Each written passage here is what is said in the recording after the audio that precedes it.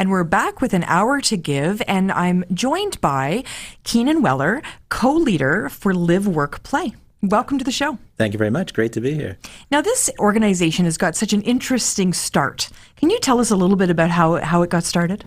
Sure. I mean, in a nutshell, I guess for myself, back in the late 80s, I had my first experience meeting people with intellectual disabilities and autism, Down syndrome, and really the core of it all began with wondering why it was that I had not met people with those labels before in my life, and realizing, of course, it has to do with segregation and exclusion, and being really troubled by that.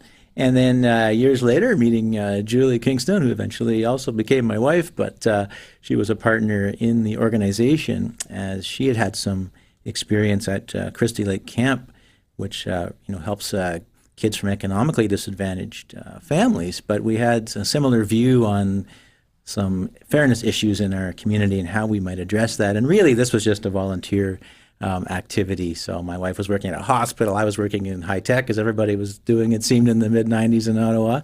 And at the time, we just thought, well, let's ask the Ontario Trillium Foundation for a few bucks, and we could at least get a phone and, make things a little better for families and people that are trying to reach us, because it was really just volunteer advocacy. And they came back with a much larger idea for us, that this was something really important.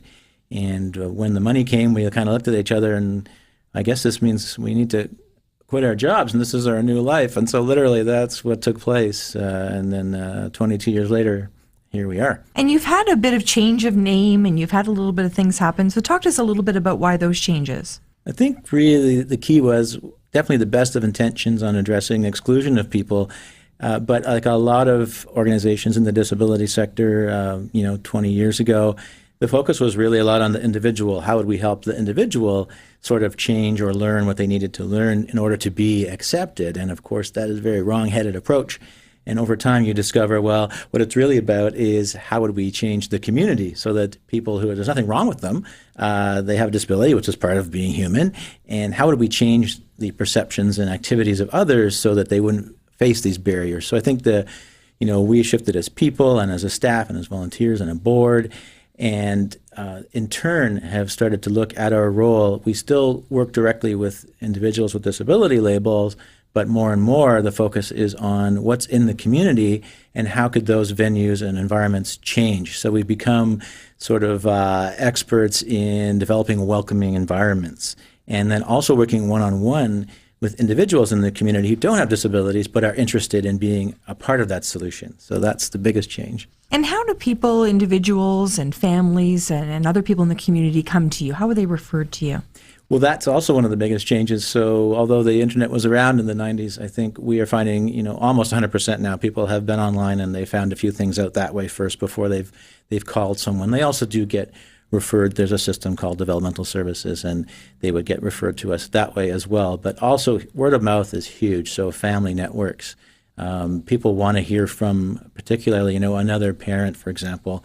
How was your experience with this or that organization, and what are they all about? And they are coming to us much more informed. They already know a lot about the organization, and they tend to realize, okay, this is your approach, and that's what we're looking for.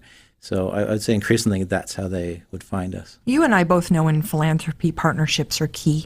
I'd love to hear a little bit about the housing project you're doing in Barrhaven. That's really a wonderful partnership, and also part of our new way of looking at things, which was in the past we had looked at issues of affordable housing and accessible housing and thought, well, we'll have to turn ourselves into an affordable housing provider. And we did actually dabble in that a bit. Then we realized, wait a minute, there are organizations that's what they do, and that's all that they do. And why don't we look to them for partnerships? So the Multi-Faith Housing Initiative being one of those partners that was involved in a bid for creating affordable housing in the Longfields area of Barrhaven, which was some undeveloped land out by the new train station.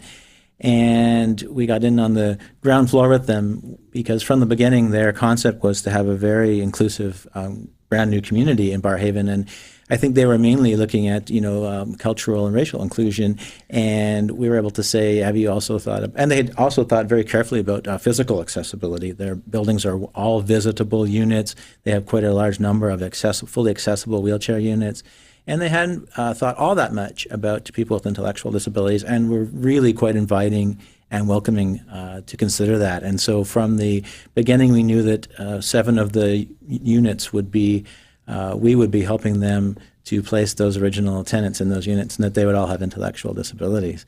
And so that was an exceptional partnership. So the units are affordable, but also the community there has built into it this idea of being a welcoming, inclusive environment. And the 7 people that we were able to introduce to that community have become leaders in their own right in welcoming other people as their community shifts and grows. So it's been amazing. Wow, that's incredible. Now tell me a little bit about, you received, as you were saying, some seed money from the Ontario Trillium Fund. And how has that funding changed over the years? Because in 22 years, that's a lot of opportunity to raise money and to engage more people. Right. So in the beginning, that was a 4-year grant. And of course, they said, what's the sustainability plan? And you write something. And then 4 years later, you go, oh boy, what's going to happen now? So of course, we had developed some fundraising capacity. But in human services, in order to sustain that over time, it's very difficult to do without some form of government support that keeps your base of operations moving. So we developed that, and just after the new millennium, we started with some government funding, which still accounts for 60 to 70% of our funding from year to year. And then donors and events is where the rest tends to come from, and short-term grants, but we try not to use those as a basis for ongoing projects. Grants are for things like short-term new projects that we're launching, or like the partnership with MHI. We had a grant just for 2 years to work with them to get that up and running, and then we would step back. And of course, when we talk about the money, it really is about impacting lives. So you must have seen hundreds, if not thousands, of people come through your doors. Is there a story or two that sort of stands out for you as being something where you realize that's why you get up in the morning?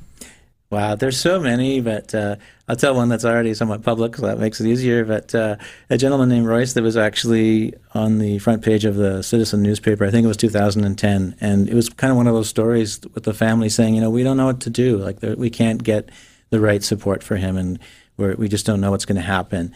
And getting introduced to that young man and seeing now all these years, well, it's 8 years, but within about 2 years, we had made quite a lot of progress in terms of developing the idea that he would have his own apartment, because the shared space with his parents was one of the issues. And the other was just he had a desire for employment and just wasn't clear what the path would be. And so he has been employed, it's been a long time now, with Dow Honda in their inventory, and is kind of a celebrated figure as someone that developed success for their inventory department because he was really good at it. And so I looked at his story as a great example. If you look at that transition from that headline where it just seems so hopeless, and now you talk to people in his life and they would have no idea that this is referring to that same person. And so that was a great example of instead of a deficits-based approach, what is this person interested in, and how could we help focus on positive things that would make a change in the situation? And so we learned a lot from Royce, and we really appreciate the opportunity to work with him. That's exciting. And, you've got May 10th coming up, so tell me all about Make a Buzz. Well, since the beginning, we always had this idea we should celebrate the community and not the organization so much. And so Make a Buzz evolved out of 2 different events. And for our 20th anniversary was the first time we hosted it in 2015. And it's basically a chance to thank and celebrate the community. And so what we do is invite community partners, employers, volunteers. We have over 150 volunteers that contribute to our organization and its work. And it's awards, but it's pretty casual. And we do have a small live auction as well as a huge silent auction.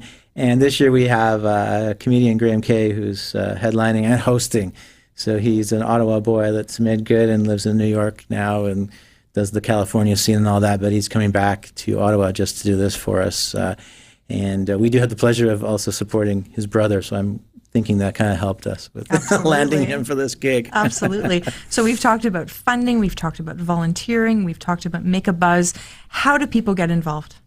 Well, I did start off talking about how people find us through our website. So LiveWorkPlay.ca is great. We're all over social media as well. By the same LiveWorkPlay handle, you can find us that way. And old-fashioned 613-235-9550 is our phone number, and the directory is there to pick however you want to get started. If it's someone that's looking for support, you'll see a number for that. Or if it's about communications, you can talk to me. Excellent, excellent. Well, our time today has been amazing. I've learned a lot about your organization. Any last words to inspire anyone to get involved? Oh, I just think almost everyone that's become a great champion for us started up by saying, I don't know if there's anything I can contribute, but I'd like to help. And those have turned out to be some of the most important change agents, I would say, for our organization and for our community. So the answer is yes, you can, and just get started, and we'll see where it goes. That's amazing. Thanks so much to Keenan Wellar from LiveWorkPlay for joining us today. This has been really amazing today because we've had an opportunity to talk to 4 different organizations: Habitat for Humanity, Serenity Renewal for Families, Uville Center, and once again, LiveWorkPlay. I think you'll agree we touched a lot of different topics today and ways for you to get involved in your community. Have a great weekend. I'm Sam Laprade, An Hour to Give.